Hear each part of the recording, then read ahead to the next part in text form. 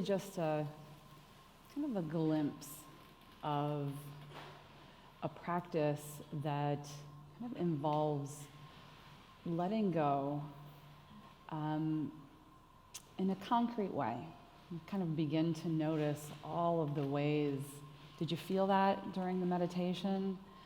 The sensation of letting go of this sense of self that we build up that is comprised of our roles and our responsibilities and our relationships, and just seeing what that's like to kind of play with that a little bit, play with what it would be like to let that go. Because it seems like so much of our practice and the techniques and the strategies that we use in our meditation tend to be in service of learning how to get comfortable with dissolution, with change, with transition. There's many different words for what I'm talking about. Sometimes they're big, sometimes they're small, just these uncertainties. You may have noticed that as well in the meditation. Just sometimes it's a relief, and let go of worrying about that project.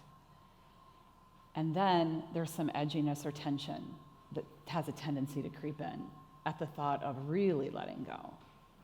Okay, maybe for just, the next 30 minutes. But total letting go, I don't know. That's a little edgier. There's often a little bit of an existential anxiety that accompanies this idea of letting go. And so the retreat that I'm going to be leading in October is the talk tonight. They're kind of related. We're calling this Navigating the Everyday Bardos. And so Bardo is kind of defined as a gap or a space in between one thing and the next. Sort of one thing ends, the next thing begins. And typically, traditionally, it refers to that gap or the space in between the death, the ending of this life, and the beginning of the next one. But in reality, bardos are gaps and spaces between everything, including this life that we're living right now is a bardo between birth and death. And then there's just from the large to the small, just that gap at the end of the breath before the body takes the next breath. There's this moment of uncertainty. Will the body breathe again? Because we know that one day it won't. Now it is. But there's this sort of unconscious, imperceptible moment of uncertainty. So there's big bardos and there's little bardos. And I kind of want to spend some time exploring all of them tonight and how this can really, how the practice of working with these uncertainties is really kind of the key to awakening. So it's, I just find it to be, it has a lot of legs, this practice. You get a lot of bang for your buck with learning these practices. And so, of course, death, we consider an uncertainty or something that happens. This is a big one. We lose a loved one, or we're confronted with a scary diagnosis. You might bring to mind something in your own life. From the moment we find out until life picks up again, isn't there just this gap of uncertainty? We're not sure what to do in this space. The rules that govern our everyday life no longer apply to whatever it is that's happening now, these big events. So sometimes in our culture, we think of this as like having the rug pulled out from under us. People will describe just blindsided. Often we're surprised by the fact that the way we thought it was is not like that anymore. Other times we have a little bit more notice, but often these things just really kind of have a tendency to catch us off guard, and we feel unmoored, ungrounded. And they're sort of interruptions in our normal sense of certainty. So to be a little bit more precise, a bardo refers to that state in which we've lost our old reality. It's gone. It's dissolved. And a new reality hasn't quite come together yet. I love to think of it's September. I live in Virginia. I'm sure the same is probably true in Maryland. It's monarch butterfly season. So anyone have milkweed in their yard? You're watching some chrysalises?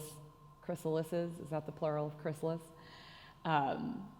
It's fascinating, right? They make these really cool green chrysalis. Someone's going to tell me what that word is. And, something totally different comes out. And we've probably contemplated this before. What in the world must it be like, right, for that caterpillar?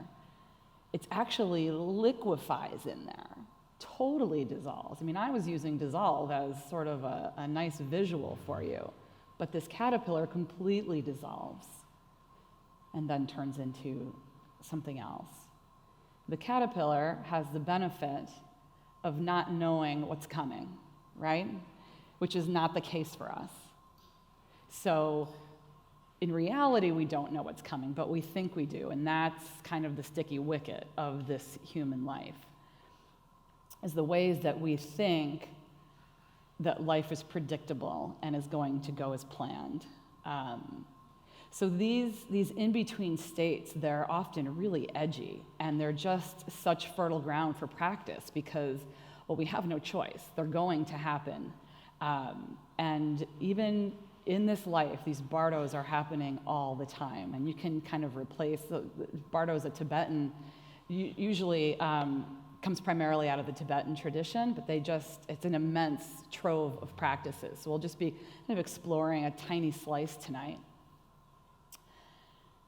And so we talked a little bit about the big ones, the dying of our loved ones, and certainly our own death at the end is what we're preparing for. So much of Buddhist practice is in preparing for this moment of death.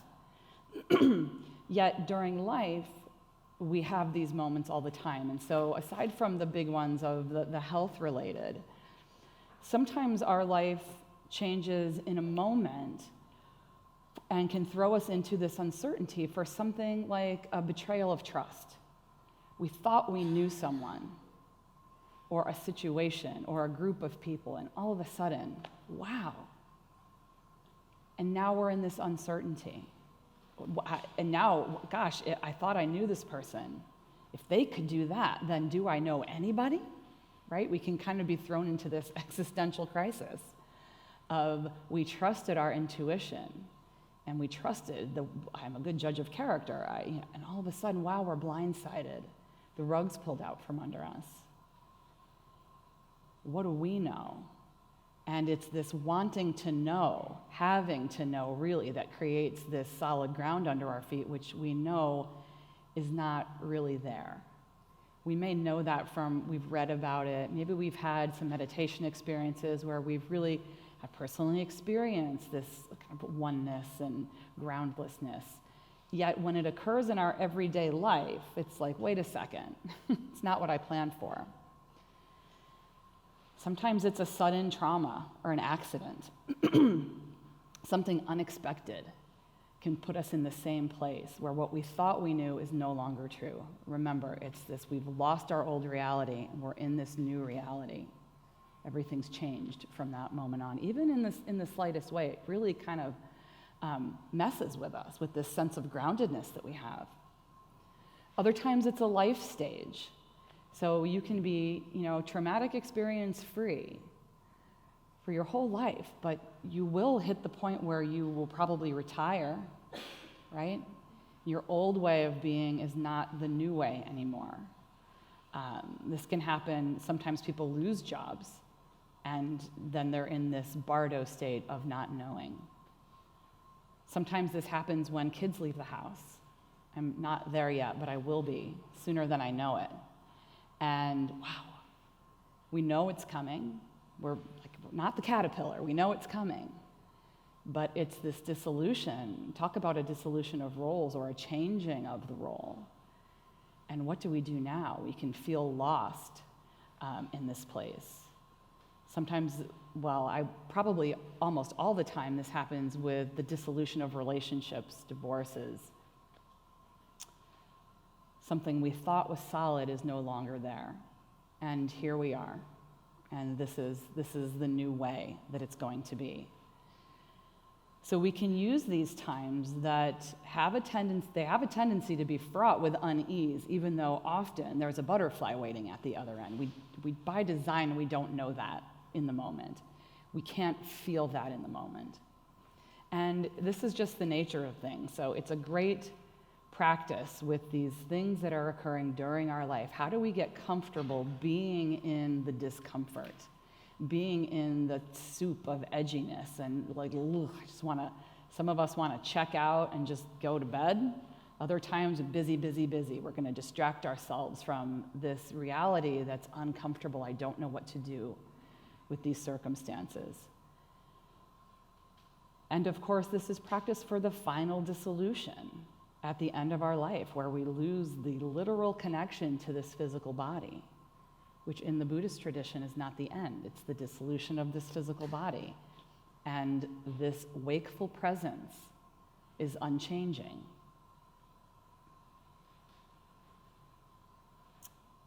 So this wanting things to stay the same, expecting that we know what's going to happen and what to expect, is really part of our DNA. It's part of being human. And no matter how much, spiritual study we do and we read and we practice, it's kind of not personal that this will come back over and over again, this noticing that, God, I thought I had, had this down, this transition, being in flux. I thought I was better at handling this. And it's not personal. It's going to happen every time it will arise. And it's really how we meet that challenge of being in the in-between. I think that has a tendency to shift over the course of our life. And certainly, this meditation practice is one that's extremely helpful because we can practice ahead of time.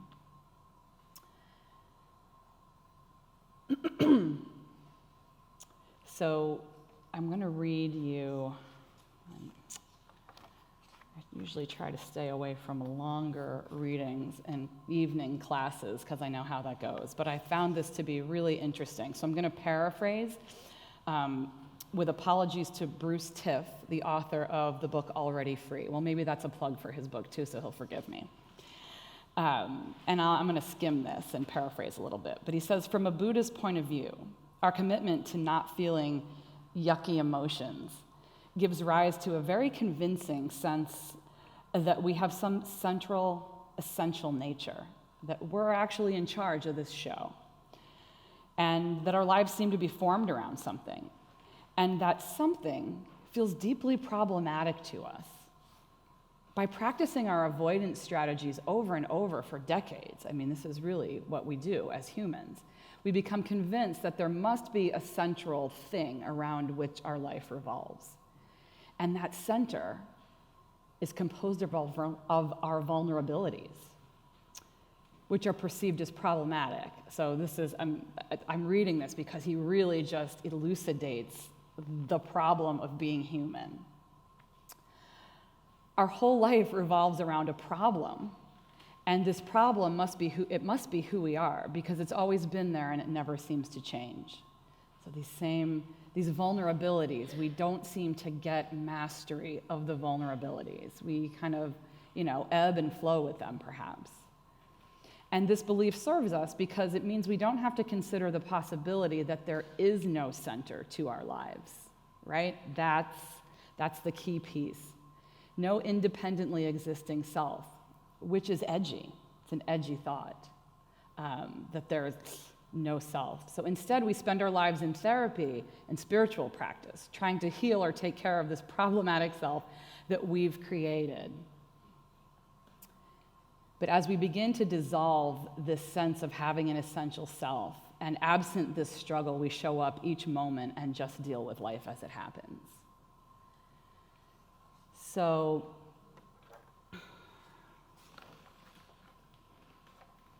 this dissolution of this illusion of this central self that's problematic is really what being in the Bardo is about. So the Tibetan sage Milarepa, who was quite a character, so he was a man who in his early life was a murderer, like murdered lots of people, and felt bad about it. Again, paraphrasing. Felt bad about it, found a teacher, and did a lot of instruction and meditation until he freed himself. And he was a little bit of an oddball in that he liked to spend time in a cave, and he was known for his singing. So I won't sing for you tonight, but he referred to this dissolution as a great marvel, singing, "The precious pot containing my riches becomes my teacher in the very moment that it breaks." He's singing joyfully. So we're not usually singing joyfully when we hit that place where the pot breaks. So this notion of a rupture, it's sort of like poking through the veneer or snapping out of the virtual reality that we usually find ourselves in our day-to-day activities. So this notion of a rupture is vital to our awakening. And that the cause of all our suffering, as we know in this tradition, can be boiled down to grasping onto this fictional self that Bruce talks about in his book. So the precious pot shatters, and everything we hold dear rolls off the table like marbles. So reality as we know it is disrupted, and this game that we're playing with ourselves of this contrived self-concept is suddenly irrelevant, and we're kind of shocked out of this virtual reality. And it's really helpful when we're talking about these kind of, esoteric concepts to think of a concrete time in your own life when you noticed that this was true. When something happened where we were either kind of shocked out of the old reality and into something new. And so one that comes to mind for me was about 15 years ago, my family was in a car accident. We were hit by a drunk driver, and it was a 2-lane road that goes around a lake, right? So we were on the lake side and bending to the left, and the driver was coming around this way, and she just crossed the line and just hit us head on. Now, thankfully, those lake roads, they're, like 15-mile-an-hour roads. I don't think she was going 15 miles an hour, but I was driving. And so many things kind of stand out from this episode. The first being that and it was 2 a.m, which is, when these things have a tendency to occur, and dark and drizzling, and we were a mile away from my in-laws' house. We were going to visit them. And I remember driving, and as she is crossing over the line, I remember thinking, wow, she's crossing over the line. And then, of course, impact. And just this total rupture of everything the way it was. So we had a 6-month-old baby in the back seat, my dog, husband. She's driving this big truck. I'm in my little Honda Accord. And so, wow. I don't know if you've ever been in an accident that's shocking. It's kind of weird. So there's shocking for real. Shock kind of prevents you from getting too worked up about things because your brain does something where it kind of goes into a different place. And so I remember, wiggling my toes good, hands good, a little bit of blood, it's okay, baby good, dog good, husband good. Wow. And then the lights, and it was just sort of this kind of out-of-body experience, and look, jaws of life, wow, and the lights. And so the fireman came over, and are you okay? And I just remember saying, but she crossed the line. And And I always thought, you don't cross the line. Did you not see that yellow line means you don't cross it? Like I don't worry when I'm driving on a 2-lane road because everyone stays on their own side until they don't. Right? Oh, right. This rule that I thought was just a rule that everyone abided by was just this concept in my mind. Oh. And then, of course, this in-between state of not really knowing how I was, and it turned out I was fine. I needed some stitches, and slightly traumatic, but it had a happy ending. Even for the driver, who actually turned out to be a little worse off than me, but not much. And just all these things that are kind of coming through in this moment of rupture. But then after that, when I drive on a 2-lane road now, I don't assume people are going to stay on their own side.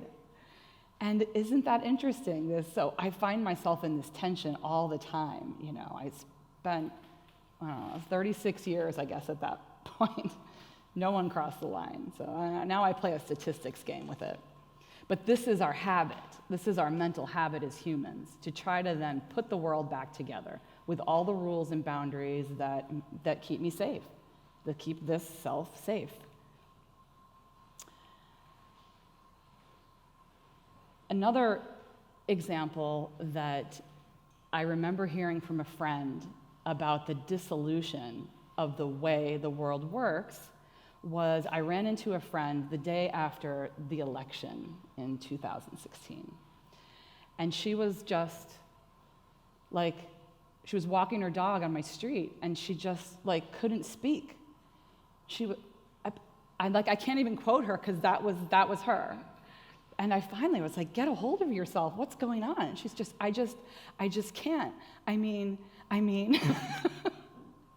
dissolution of the old way, making room for this new way, and this unknown.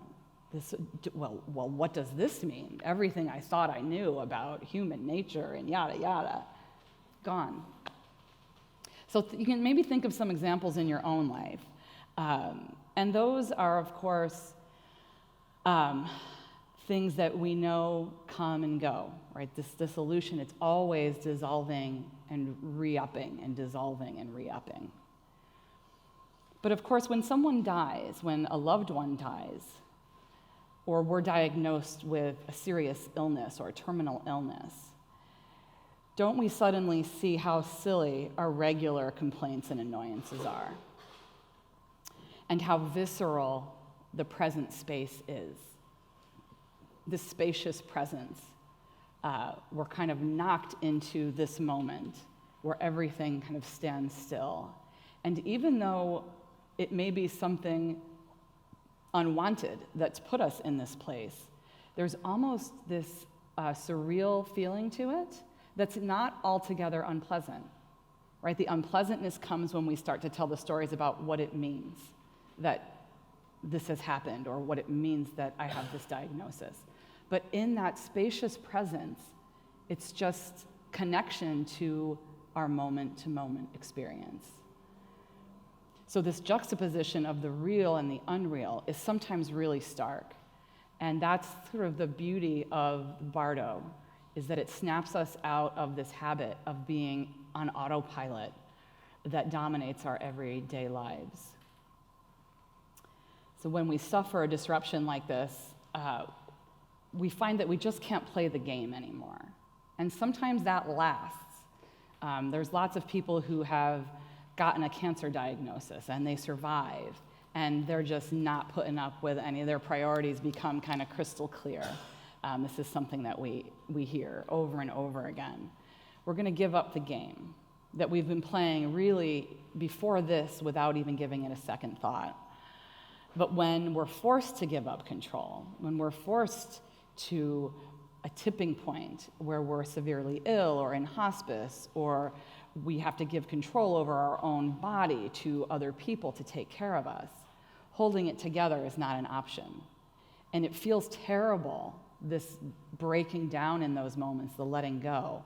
So it's this raw, kind of broken open state But there's a relief in that as well. And that's what we can explore in our meditation practice. This letting go of all manipulations and contrivances. We practice a little bit in our meditation tonight. There's actually a great sense of relief available to us, knowing that we don't have to do that anymore. We don't have to be that anymore. I have a friend who was going through a divorce, and everyone was surprised. No one had any idea that there was any problem in the marriage, and until she kind of announced it. And it was like 6 months after the fact. They had moved out, and I just remember her saying, "Oh, it's such a relief. I was so afraid to tell people because of what I thought they would think, because we had the perfect marriage and the perfect kids and the perfect life. And it's such a relief now that this rupture has finally happened, and I'm finally telling people. I don't have to, play the game anymore of happily married person, perfect kids, that nothing ever goes wrong in my life." So we practice for these times for when we're no longer able to manage our outer image or to kind of, pursue the ideal self. And it's just how it is as human beings. When things fall apart, pretense and striving fall away, and life becomes very, very simple. We become liberated from our storylines. And so this practice, this meditation practice of letting go of storylines, is one that you can do regularly. I love to sometimes just begin or end a meditation practice with this dropping everything I know to be real, and seeing what's there in the absence of who I think I am, sort of this primordial vibe that we can tap into. And because it feels a little edgy, we get used to doing it little by little. Oh, what's it like to kind of swim in this primordial soup of not identifying with anything?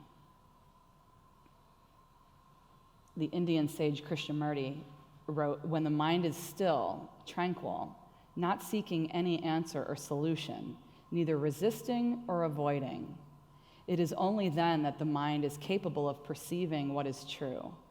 And it is the truth that liberates, not our effort to be free." It's that last part that gets you, right? It's the truth that liberates, not our effort to be free, not our wanting to be free, but our ability to kind of approach the truth of this non-existent, contrived self. So we learn that the game can be given up, and that when it is, that emptiness that we feared, this void, is really not what's there. And what is there is this bare fact of being, which can be experienced as a boundlessness, a simplicity of presence. It's a really wonderful way to look at it, the simplicity of presence. And we experience this, we can experience this when we're watching a beautiful sunset, or looking into the eyes of our child or our dog, the simplicity of presence. Nothing else, no other responsibilities or stories intruding. Just breathing in and out, waking up, chopping wood, carrying water, going to sleep. Our compulsive striving, just letting that subside. Sometimes in that ungrounded space, when something difficult happens, we don't even have the energy to comfort ourselves. We can't tell ourselves everything is okay because we don't know. And we might be too tired to even try. We're just waving the white flag. And what remains in those moments is this spontaneous presence meeting us again and again. So we never drop that thread of awareness. We're not alone in that emptiness. We have this thread of presence, of aware presence that doesn't come or go, sort of this continuous present. And yet, It's really hard to do. That's why we practice. That's why we sit in meditation and go on retreats and explore all of the various things that are hindrances to our meditation practice, that are hindrances to letting go, the ways in which we feel attached, the storylines that we care deeply about, and that we're not willing to let go. And so it can be kind of disconcerting to know that this is the task at hand. That we don't really want to lose our relationships or lose what we know to be true. So fear kind of brings us to the role of fear in working with these transitional stages, these Bardo stages. So fear is a natural human emotion that has a lot of roles, some of them beneficial. But in spiritual life, the arising of fear can mean that we're getting closer to the truth,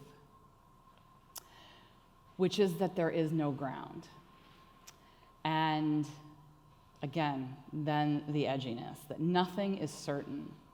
So I have this postcard that sits on my desk that says, "Relax, nothing is under control."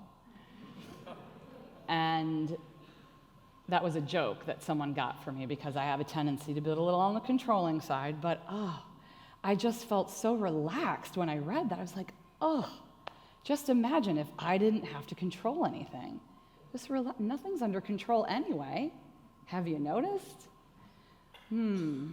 Part of me believes it, and then part of me is like, well, who's going to be in charge of this if it's not? Okay, nothing's under control anyway.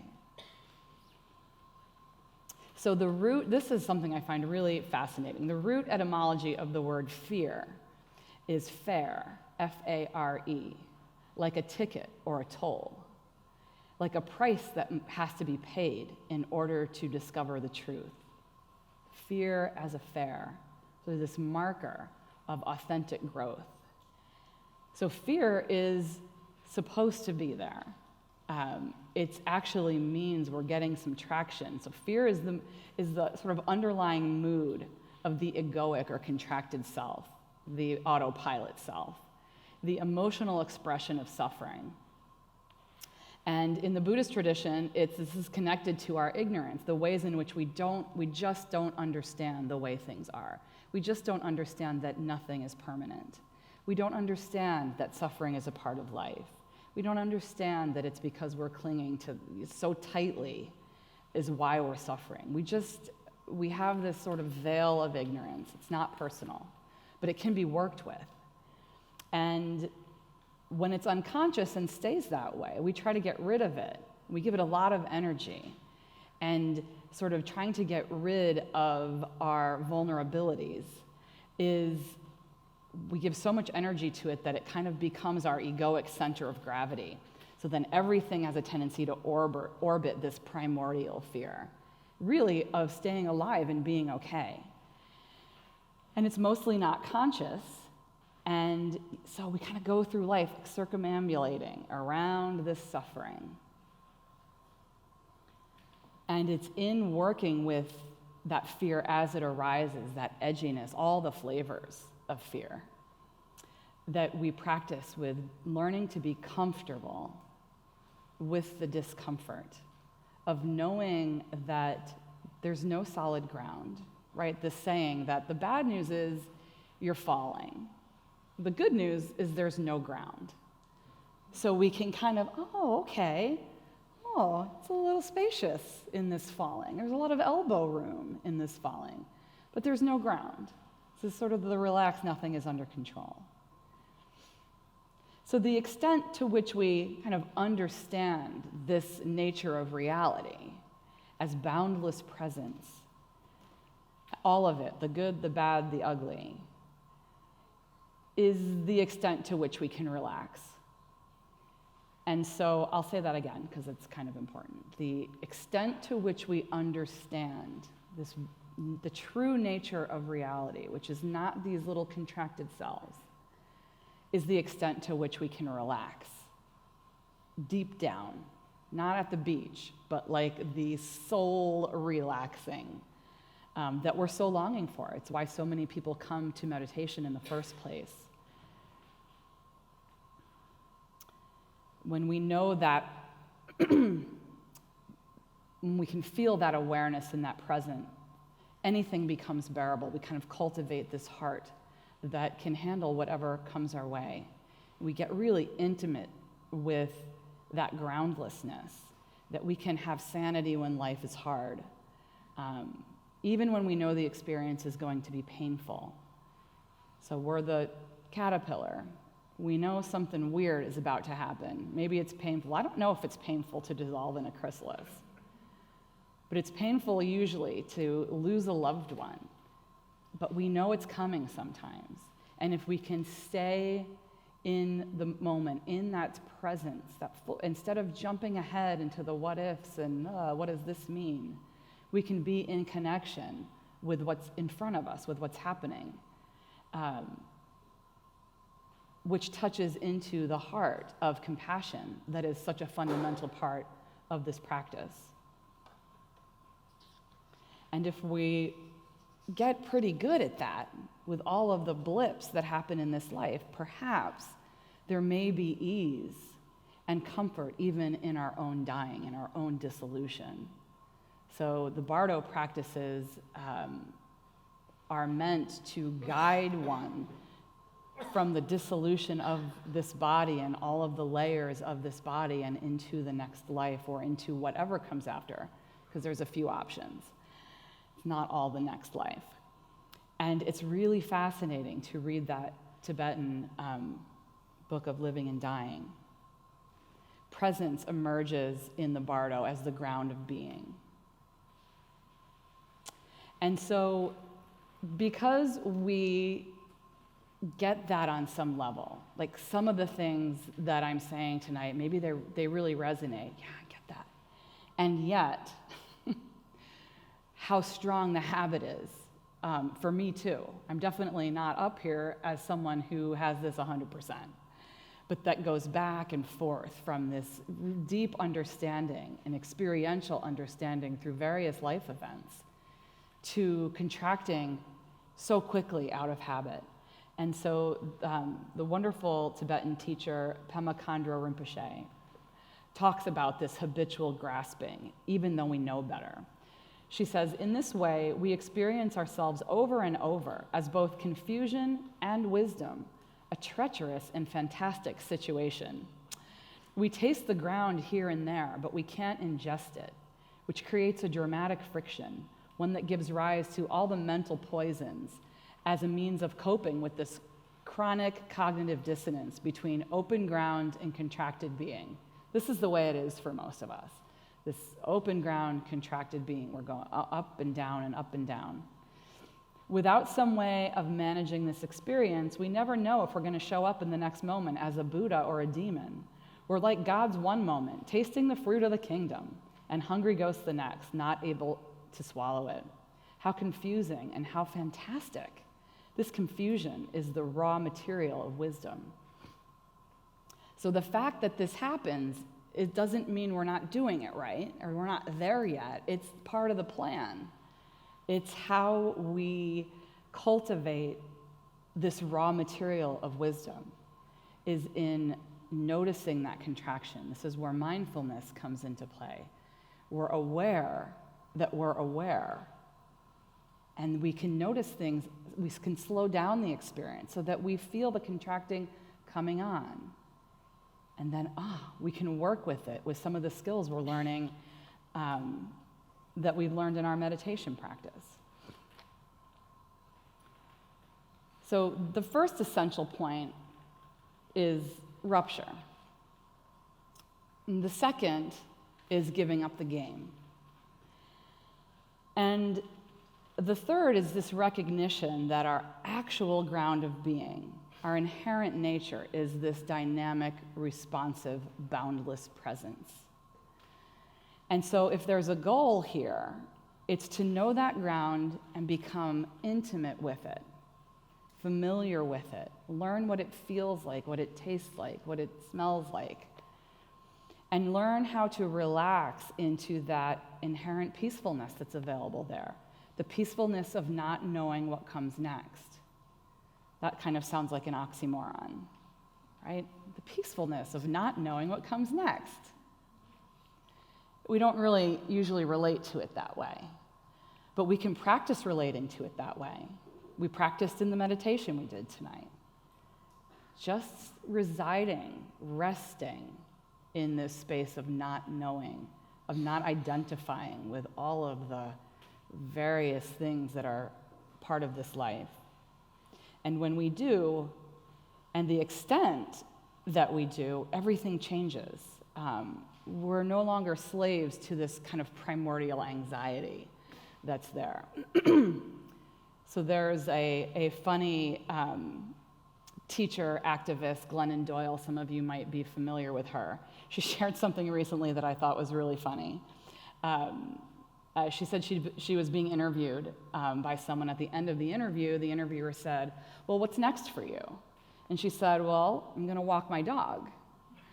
And there was like an awkward silence, and the interviewer said, "No, like professionally, you're going to write another book?" Or she said, "Well, I just do the next right thing. And then I do the next right thing after that. And that takes me the whole way."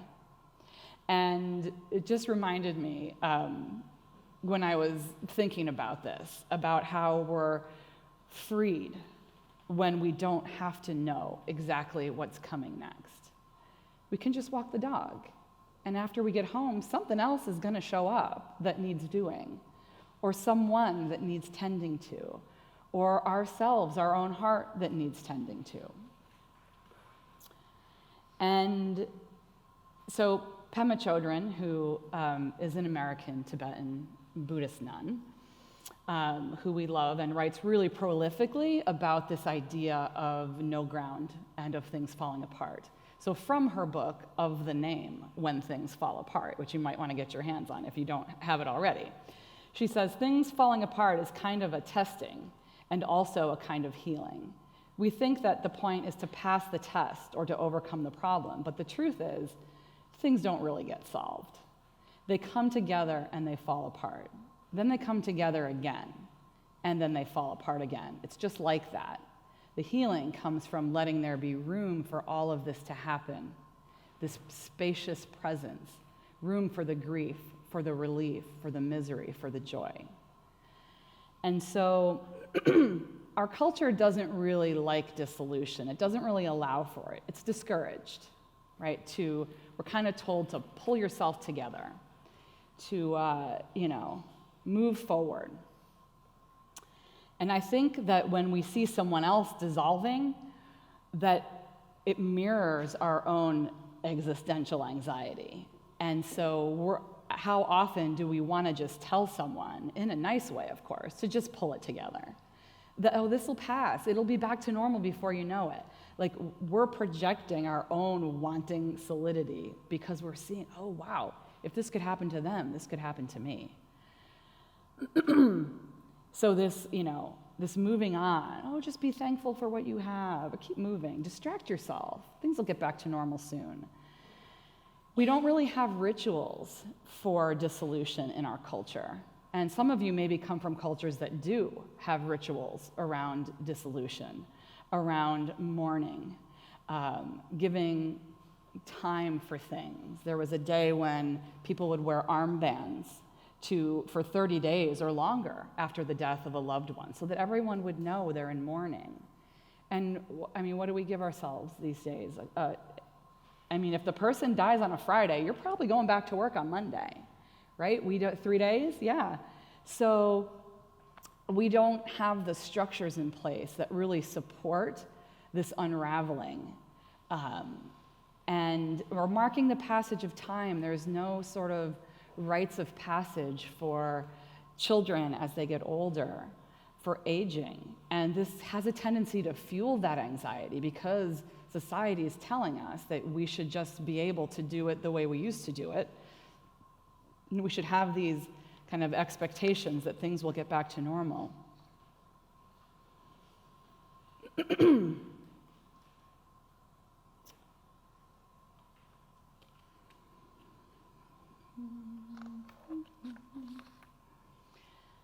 So I'll just close by saying that even though these unravelings and these dissolutions, sometimes they really blindside you, like the car accident. Sometimes we see them coming. We have months or years to anticipate the death of a loved one.